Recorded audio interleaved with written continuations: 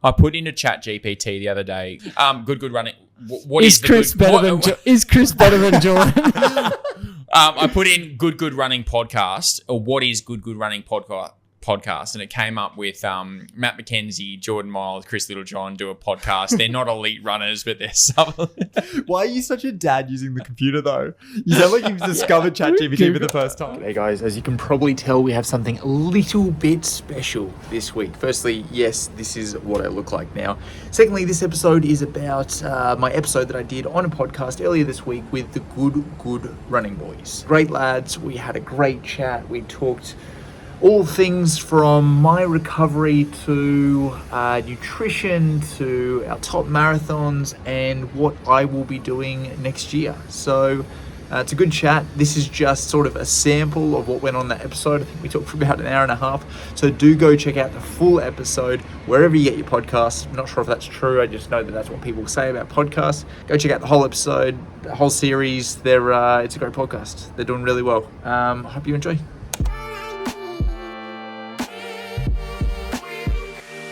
A 3-timer on the podcast. Three times. He's overtaken Andy Buchanan and Brady Trelfall. Welcome back to the Good Running podcast, Average Dom Slim. Thank you, mate. Thank you, boys. Great to be on here. But a lot's been going on in your life, mate. The last time we spoke to you, you had a little niggle heading into Gold Coast, but then that's happened. You didn't run that marathon. You've had a baby. So beautiful Bailey is now in our world. Yes, thank you.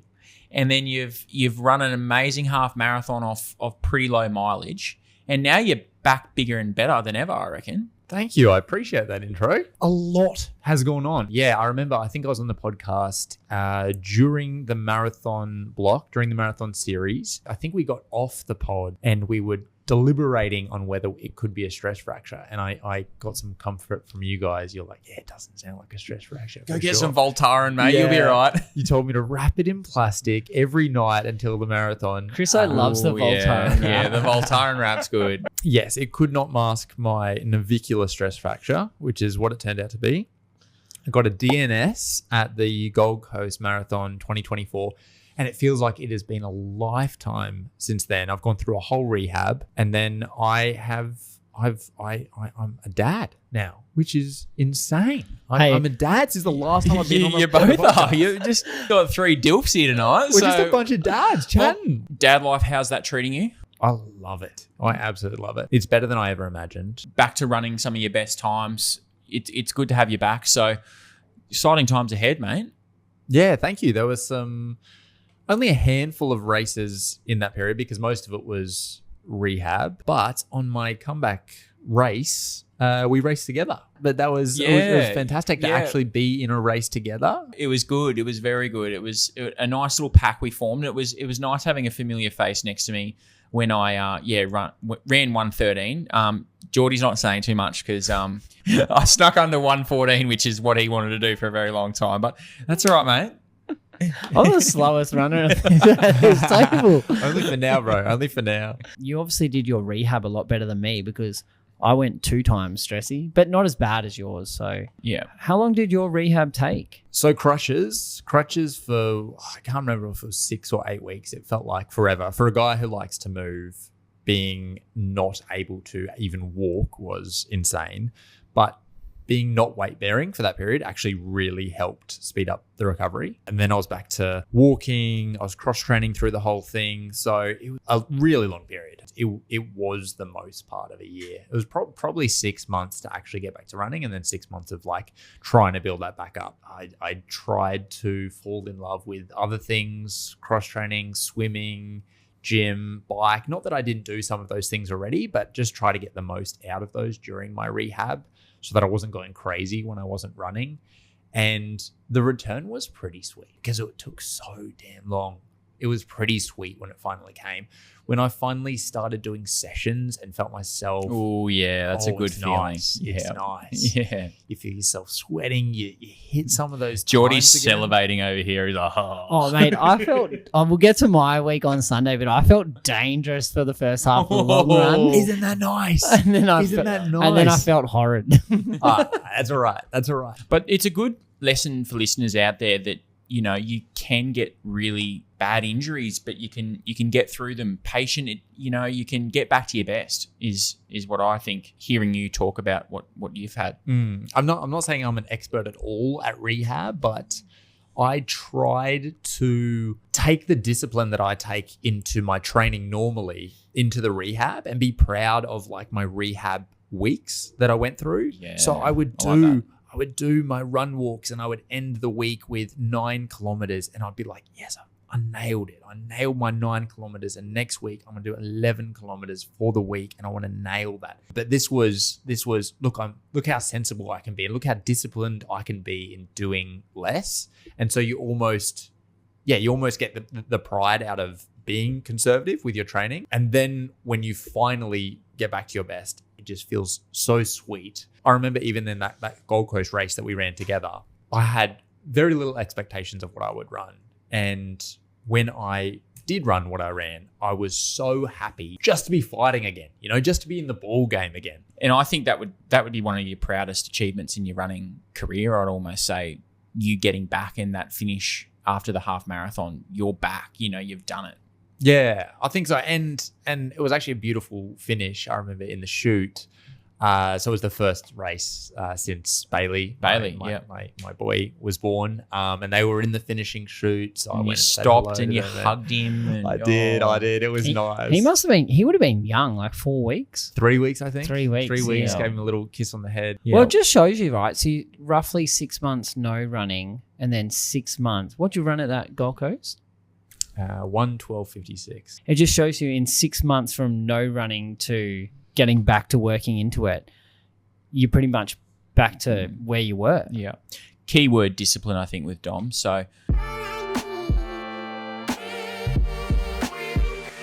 just a question out of curiosity about you guys and what you eat. As far as I go, when I make content, the audience loves food stuff. So when I do videos, what I eat in a day, which I think is silly, but then people go, no, I love that. I do watch them. Like, same. And I know what Geordie's about to say, and I'm the same as Geordie. Like, I love watching your stuff because I see what you eat. Are you the same? Yeah, and I'm like, I agree. Like, I do think this is silly. Like, why are we making videos and why am I watching them? But you do get curious because you're like, oh, what's this person eating? But anyway, my point was that you guys don't talk too much apart from Oreos in the freezer. What about like what's the best meal that you guys have had recently? I made homemade chicken snitties last night. Oh, did you? Yeah. You did the breadcrumbs? Yeah, do the bread. So you do flour, then you put in the beaten egg, and then you do the crumbing. You got to give it a really good pat when you're crumbing it, like get it really stuck on there. Okay, how'd they turn out, the shindies? Mine? Yeah, excellent. And what'd you serve it with? Some homemade potato chips, like just nice. Potatoes, but you cut them into chips. Yeah. And then I just did some beans in the pan, but I made my own gravy to go with it as well. Very good. Gee whiz. Very good. Well-rounded. Yeah, right. Yeah. I don't want to sound like a basic bitch here, but like I've been really getting back into the spaghetti bolognese. I've just been loving spaghetti bolognese. Can't go wrong. Particularly after a session or a long run, just absolutely smacking a big bowl of spaghetti bolognese. And you grate some carrot, you put great little bits of celery. You really chuck as much veggie into the mince as possible. And then, Parmesan cheese, a good dollop of Parmesan cheese all over it. This is you cooking? You cook? Yeah, well, Kirsty or I. I've just found that I like hearing what you guys do as well. Well, I mean, nice. You really, with your content on your YouTube, you kind of inspired me to want to have Weet-Bix again. Because you love your Weet-Bix and you put your berries over it and you splash a bit of honey on it. I love my honey.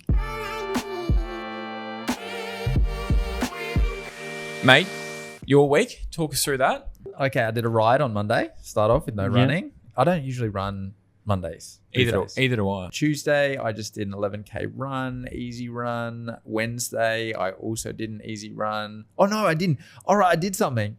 I did hills. It's a good hill in there, the Burley Hill in there. I love 333 meters of elevation gain. Yeah, right. I didn't think it was that hilly in there, but I'm doing loops of it, right? It's like 50, 60. It's if you go 6, I think 6 loops. Oh, right. Yeah, okay. So, if you do the loop, I think you get about 60 It's beautiful in there, isn't it? Yeah. It's one of my favorite spots. And it's out of the sun, like, you know. Yes, Yeah. the rainforest. It's always like 5 degrees cooler. Yeah. It's so nice. Just did the gym on Thursday. I love going to the gym. And then Friday was that session with you, Chriso, and Josh. So we did a modified Michigan. Oh, it was a good session.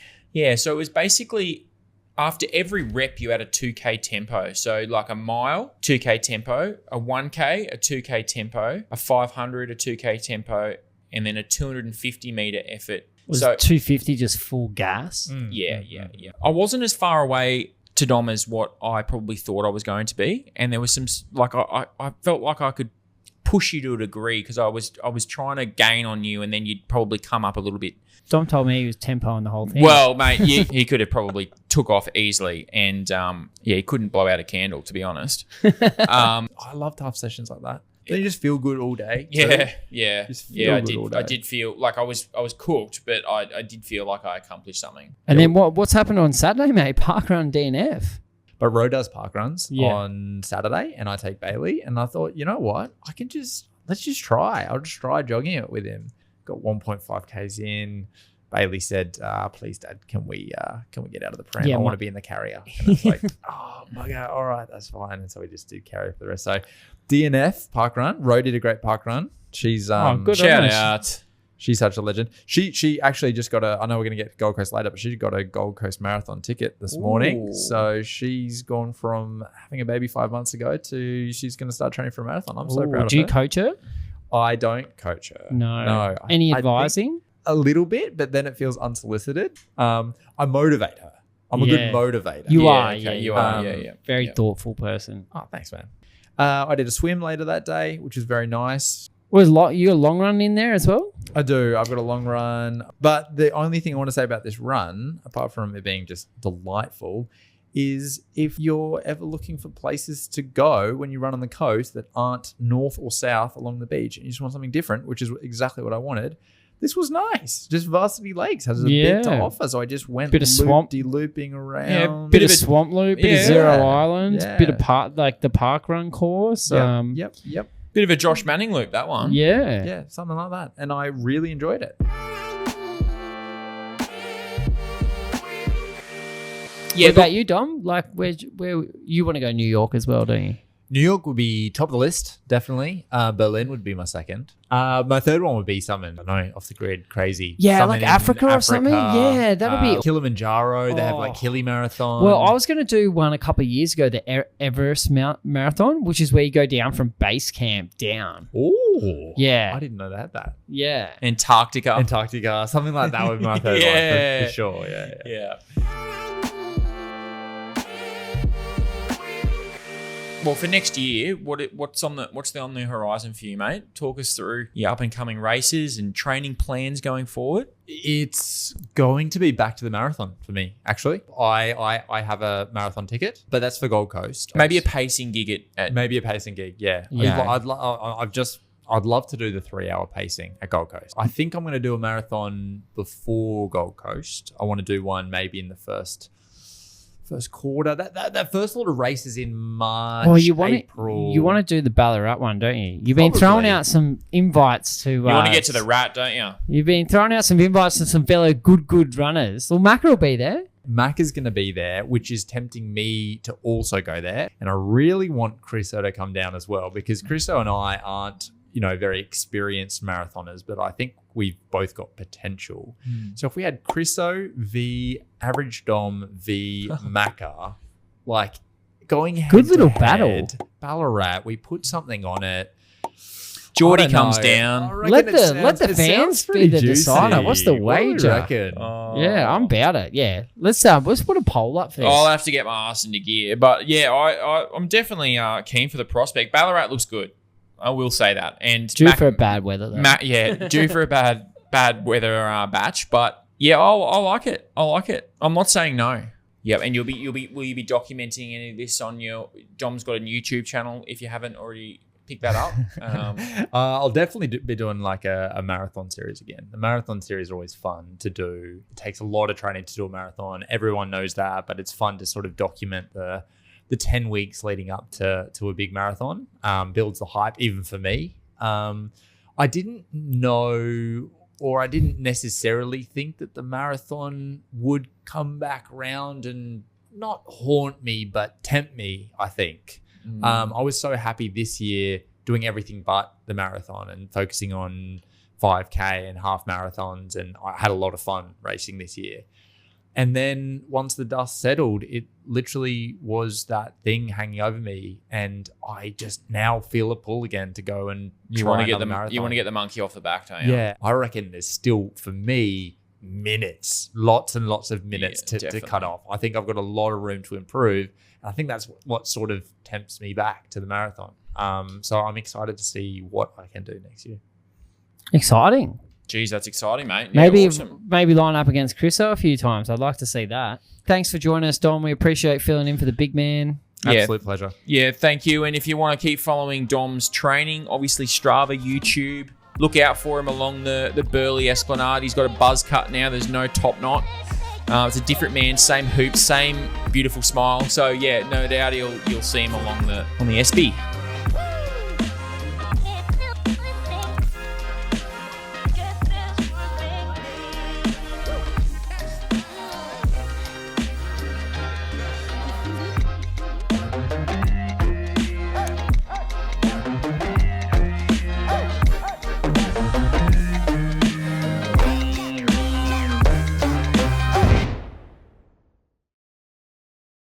You're a bit past your time. You're 45 this year. Yeah. So Dom's actually like, is he 45? is he 45? Yeah, Lloyd apparently genuinely thinks I'm 40 odd. I'm like 1 year older than Macca and Jordan, but I only found out Chriso's real age like last week. And I was like, oh really? You're so young.